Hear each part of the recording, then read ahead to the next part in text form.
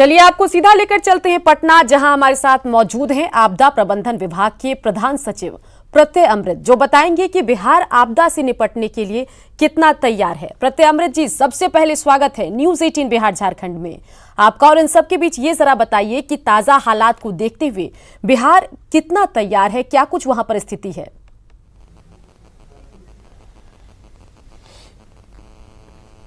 मुख्य रूप से जिस तरह की चुनौती है और उसकी जो तैयारियां हैं हम लोगों के द्वारा, मैं मुख्यतः आपको 3 बिंदु पर आपके माध्यम से जो लोग भी सुन रहे हैं देश भर के विभिन्न कोनों में, स्पेशली जो बिहार के लोग हैं, उनको बताना चाहूंगा। फर्स्ट ये है कि हमारे यहाँ यह भरपूर प्रयास है कि जो लॉकडाउन है जिसको हम लोग कह रहे हैं उसको कंप्लीटली इन्फोर्स किया जाए, और उसको हम लोग काफी सख्ती से अनुपालन कर रहे हैं। हमारा इंटरनेशनल बॉर्डर बहुत बड़ा है और जो डेंसिटी ऑफ पॉपुलेशन है पूरे देश का सबसे ज्यादा है बिहार में।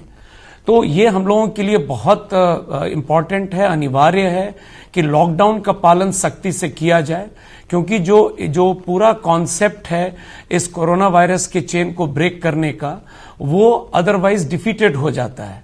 तो एक तो ये लॉकडाउन को कंप्लीटली इन्फोर्स किया जा रहा है। दूसरा, जो भी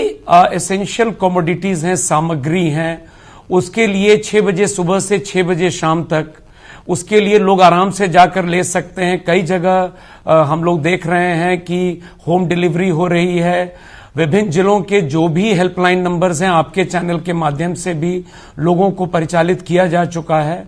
और 6 बजे शाम के बाद से जो मेडिकल और फार्मास्यूटिकल ये जो शॉप्स हैं, इनको हम लोग खुला रखे हुए हैं, हॉस्पिटल्स को भी, ताकि लोगों को किसी प्रकार की कोई असुविधा नहीं हो, दिक्कत नहीं हो। तीसरी बात, विगत 15 दिनों में बिहार के अंदर जितने लोग इंटरनेशनल ट्रैवलर्स हों या देश के विभिन्न कोने से जो लोग आए हैं, हम लोगों ने विस्तृत गांव वार हमारे पास वो सूची है, उन व्यक्तियों का नाम और उनके मोबाइल नंबर। तो हम लोग इन लोगों को जिनमें सिम्टम नहीं है उनको हम लोग होम क्वारंटीन, मतलब उनके घर में रखने की व्यवस्था है। इन तमाम घरों पर पोस्टर्स चिपका दिए गए हैं जिसमें वो तिथि अंकित है, और इसकी ट्रैकिंग हम लोग मोबाइल ऐप के माध्यम से भी कर रहे हैं बिहार में। ये हम लोगों ने एक ऐप खुद डेवलप किया है, और इससे हम लोगों को अंदाजा लग रहा है कि प्रत्येक दिन लोग घर में हैं, नहीं हैं, या क्या कार्रवाई हो रही है। इसके अलावा जो शहर में वैसे लोग जो लॉकडाउन के बाद जो गरीब वर्ग के लोग हैं, जो रिक्शा चलाते थे, जो अभी कहीं पर अटक गए थे, उनकी सुविधा के लिए हम लोगों ने पूरे बिहार में हर शहरी इलाके में, विभिन्न जिलों में आपदा राहत केंद्रों का संचालन शुरू किया है। वर्तमान में 90 से ज्यादा ऐसे केंद्र चल रहे हैं जहां लोग आकर रह रहे हैं, खाने की भी वहां पर व्यवस्था है, और इसको सफलतापूर्वक हम लोग संचालित कर रहे हैं। 2 दिन से जो बिहार के बाहर से जो लोग आ रहे थे मजदूर, और जब हम लोगों को इसकी सूचना मिली तो हम लोगों ने अपने जितने बॉर्डर के डिस्ट्रिक्ट्स हैं, जैसे कैमूर, गोपालगंज, सिवान, बक्सर, नवादा, गया, इस तरह के जितने हमारे जिले थे, हम लोगों ने तुरंत वहां पर सीमा आपदा राहत केंद्र को स्थापित किया है। और काफी संख्या में जो लोग आना शुरू हुए तो उनकी मेडिकल स्क्रीनिंग पहले वहां कराई गई, वहां पर खाने पीने की व्यवस्था है, और उसके बाद सरकार के द्वारा बसों की सुविधा उपलब्ध कराई गई है। और उन बसों में जो जिस जिले को जाना चाह रहे थे वहां पर हम लोग कल से उन लोगों को भिजवाए हैं,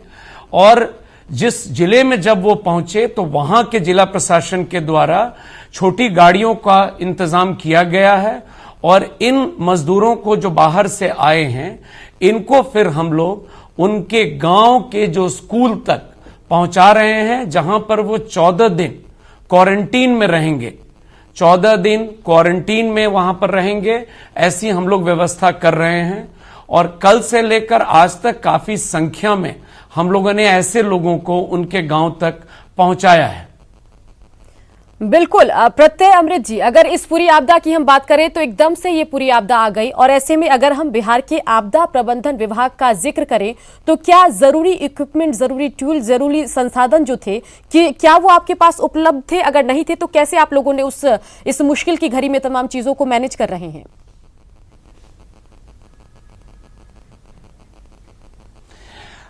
जैसा कि आपने सही कहा, ये बहुत बड़ी चुनौती है और इस तरह की आपदा देश में और पूरे विश्व में पहली बार है। तो जो भी संभव हो रहा है संसाधन, ये समस्या हर राज्य में होगी निश्चित रूप से। तो स्वास्थ्य विभाग को जितनी चीज को प्रोक्योर करना पड़ रहा है, पीपीई किट्स हैं, जैसे टेस्टिंग किट्स है, ये सब पर भी हम लोग काम कर रहे हैं। जितने जगह आइसोलेशन सेंटर्स को स्थापित करना था, बहुत फास्ट हम लोगों ने उन आइसोलेशन सेंटर्स को स्थापित कर लिया है, और जो ट्रीटमेंट की जो व्यवस्था है हमारे यहाँ, उसको भी हम लोगों ने कर लिया है। जैसा आपको मैंने बताया, एक ऐप हम लोगों ने 24 घंटे के अंदर में खुद का तैयार किया हुआ है ये, और ये सारी सूचना गांव में कितने लोग आए, कैसे आए, और उनकी टैगिंग हम लोगों ने की है। जो हमारे स्थानीय प्रशासनिक पदाधिकारी हैं, चाहे वो आंगनवाड़ी सेविका हों, आशा कार्यकर्ता हों, पंचायत सेवक हों, चाहे हमारे कृषि समन्वयक हों, मुखिया जी लोग हों, पंच, सरपंच, सभी लोगों को हम लोगों ने एकत्रित करके, और मैं निश्चित रूप से कहूंगा कि पूरे बिहार में जिस तरह का सहयोग सभी लोगों के द्वारा किया जा रहा है, और ये बहुत बड़ी चुनौती है। उसमें जितने भी हमारे मेडिकल स्टाफ हैं, चाहे डॉक्टर्स हों, पैरामेडिकल हों, मेडिकल के कर्मचारी, पुलिस प्रशासन के तमाम लोग हैं, सब लोग एक होकर लगे हुए हैं, और मीडिया के लोग भी बहुत सक्रिय हैं। और आपके चैनल के माध्यम से मैं एक चीज जरूर अपील करना चाहूंगा, बिहार के तमाम लोग जो देश भर में आज कहीं पर हैं, हम लोग डेली उनके कॉल्स लेते हैं। आपके चैनल के माध्यम से भी हेल्पलाइन प्रचारित किया गया है, और डेली काफी संख्या में वैसे कॉल आ रहे हैं। तो मैं उन लोगों को एक अपील कर रहा हूं कि जो जहां है कृपया बने रहें।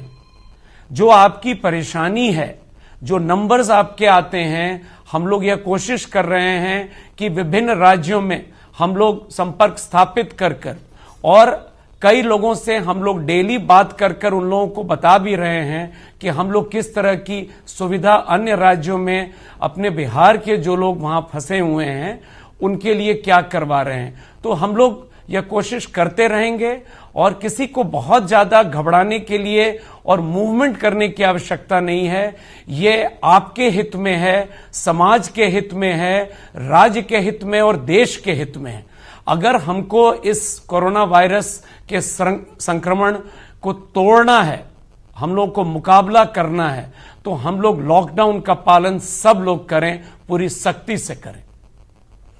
बिल्कुल प्रत्यय अमृत जी, ताजा हालात में सबसे बड़ी समस्या यह है कि बिहार के काफी संख्या में लोग जो हैं बाहर नौकरी के लिए रहते हैं, और इन सब के बीच सबसे मुश्किल स्थिति उन लोगों के लिए है जो रोज कमाने खाने वाले लोग हैं, या सीमित आय में या सीमित सैलरी में अपना गुजारा दूसरे राज्यों में कर रहे हैं। और जैसे इस बीमारी की जानकारी उनको मिली, उनके पास सबसे बड़ी समस्या हो गई कि जल्दी से घर पहुंचा जाए, क्योंकि अगर ऐसी स्थिति में रोजगार के अवसर उपलब्ध नहीं होंगे तो फिर खाने की समस्या हो जाएगी। आपने जिक्र किया कि लगातार आप उन लोगों को हेल्पलाइन नंबर जारी कर रहे हैं। हमारे चैनल के माध्यम से भी आपने उन लोगों से हेल्पलाइन नंबर के जरिए रिक्वेस्ट किया कि आपको कॉल करें और अपनी समस्याओं का समाधान करें। साथ ही आपने ये भी कहा कि वो जहां है वहीं रुके। लेकिन इन सब के बीच सबसे बड़ी समस्या है कि जो लोग सड़कों पर उतरे हुए हैं, जो किसी तरह बिहार अपने घर गांव पहुंचना चाहते हैं, उन तक सीधे संवाद के लिए क्या कुछ कोशिश की गई? क्योंकि ये लोग ना तो सोशल मीडिया पर हैं, ना ज्यादातर लोग टीवी देख पा रहे हैं। तो क्या लग रहा है, क्या आपके रिप्रेजेंटेटिव वहां पर पहुंच रहे हैं जो खुद वहां शारीरिक रूप से पहुंचकर उनसे बातचीत कर उनको समझाने की कोशिश करें?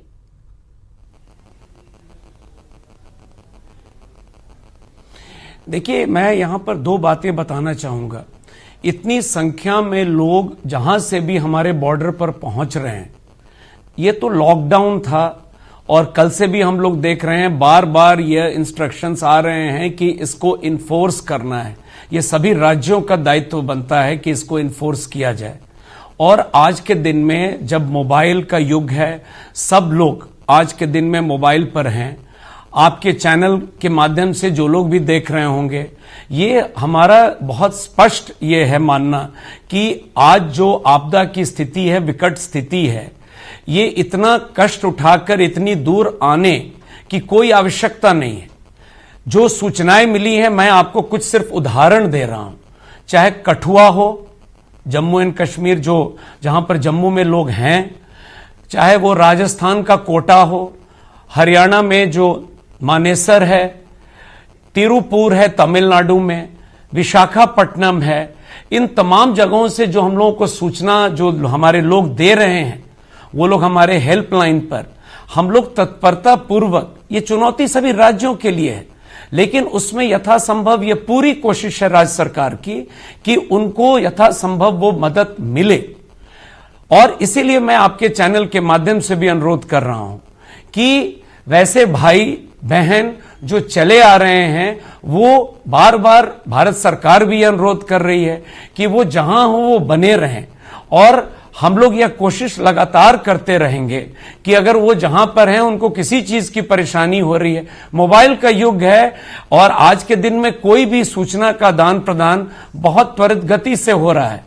हम लोगों के पास तमाम वीडियो हैं, लोग सूचना दे रहे हैं हमारे हेल्पलाइन में, मुख्यमंत्री जी के कार्यालय में, और हम लोग इन सारी सूचनाओं को एकत्रित कर कई लोगों से हम लोग खुद भी बात करते हैं और जानकारी लेते हैं। अधिकांश लोगों की यह मांग है कि उन लोगों को बिहार बुलाया जाए। मेरा सभी लोगों से अनुरोध होगा, ये बहुत बड़ी आपदा की स्थिति है, संकट की स्थिति है, और पूरे देश हित में आवश्यक होगा कि जो जहां है बने रहें, और वहां पर जो भी सुविधा संभव होगी राज्य सरकार तत्परता पूर्वक करवाएगी, क्योंकि अभी जो सबसे बड़ी चुनौती है वो कोरोना वायरस का ये जो चेन है, इसको ब्रेक करना पड़ेगा, और इसमें सबका सहयोग अपेक्षित है, प्रत्येक नागरिक का, प्रत्येक ये सिर्फ राज्य सरकार के करने से सिर्फ नहीं होता है, सबका सहयोग रहेगा तभी हम लोग सफल होंगे। बिल्कुल प्रत्यय अमृत जी, लेकिन जो ताजा स्थिति है उसमें जानकारों से जब बात की जाती है तो उन्होंने यही निष्कर्ष निकाला है कि लॉकडाउन तो कर दिया गया, लेकिन इन सब के बीच बिहार जो है या इंटर स्टेट जो है कोऑर्डिनेशन का अभाव था, केंद्र सरकार और राज्य सरकार में कोऑर्डिनेशन का अभाव था। जितनी भी राज्य सरकारें हैं उन्होंने अपने राज्य में रह रहे लोगों की तो चिंता कर ली, लेकिन जो बाहर कमा खा रहे हैं उनके बारे में क्या किया जाना चाहिए, इस बारे में उन्होंने बहुत ज्यादा कैलकुलेशन नहीं किया, जिसकी वजह से एकदम से जब लोग सड़कों पर उतर आए तब समझ नहीं आया कि अब कैसे इनको रोका जाए। और कहीं ना कहीं जब संवाद स्थापित करने की इन मजदूरों से कोशिश की गई तो ऐसा लगा कि दिल्ली की सरकार भी कह रही है कि हम आपके खाने की व्यवस्था करेंगे, रहने की व्यवस्था करेंगे, यूपी सरकार भी सहयोग की बात कर रही है, नीतीश कुमार भी लगातार अपील कर रहे हैं, लेकिन ऐसी क्या दिक्कत आई कि इन मजदूरों को इन सरकारों का मैसेज कन्वे नहीं हो पा रहा है?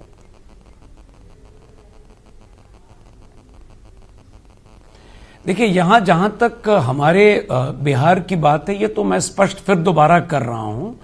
कि हमारे यहां जो लोग भी बॉर्डर पर पहुंचे वो कई राज्यों को पार कर आए हैं, और हमारे यहां स्टैंड बड़ा क्लियर था और आज भी है कि लॉकडाउन का पालन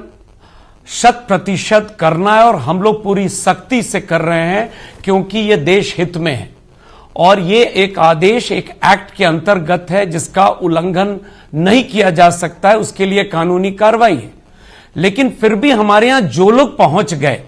उनको हम लोगों ने मेडिकल जांच करके उनके गांव के स्कूल तक पहुंचाने का काम हम लोग कर रहे हैं। इसके अलावा हमारे जितने भी राशन कार्ड होल्डर्स हैं, जितने लोग हैं, लगभग 1.5 करोड़ लोग हैं, उनके अकाउंट में 1000 रुपया ट्रांसफर किया जा रहा है। जितने भी बच्चे हैं क्लास 1 से क्लास 12 के, उनका जो भी स्कॉलरशिप का पैसा था, छात्रवृत्ति का 3 महीने की राशि, वो ट्रांसफर की जा रही है। जितने पेंशनधारी लोग थे उनका 3 महीने का एडवांस पेंशन उनके अकाउंट में डाला जा रहा है। मैंने बताया आपदा राहत केंद्रों का शहर में संचालन किया जा रहा है। तो तात्पर्य यह है कि इस आपदा की स्थिति में, विकट स्थिति में जो चीजें संभव हैं और जो चुनौतियां प्रत्येक दिन हम लोग देख रहे हैं जो सामने आती है, हम लोग तत्परता पूर्वक कार्रवाई करेंगे। बिल्कुल, लेकिन बिल्कुल, जो मैंने प्रत्यय अमृत जी, और इस आपदा की स्थिति में न्यूज 18 की टीम आपके साथ है, और जो भी मैसेज कन्वे करने में हमारी टीम जो भी सहयोग कर सकेगी, करने में सक्षम होगी, वो लगातार हम करते रहेंगे।